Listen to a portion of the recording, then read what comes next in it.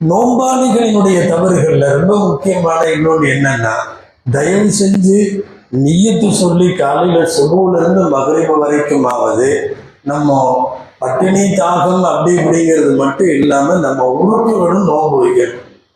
வெட்டி அரட்டையா பகல்ல எங்கேயாவது ஒண்ணு சேர்ந்து இருக்கிற நோம்புடைய நன்மை கூட முடிச்சிடறாங்க.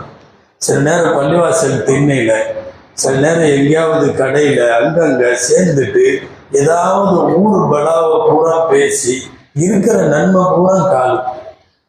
அதுக்குன்னு ஒரு 4 பேர் இருப்பாங்க, சப்ஜெக்டை கையில வச்சுக்கிட்டு ஏதாவது அது அரசியலோ இதோ ஏதாவது ஒண்ணு எடுத்து சுத்தி 10 பேர் நின்று எல்லாத்தோட நோன்பு காலி ஆயிரும். ஒன்னதில்லை.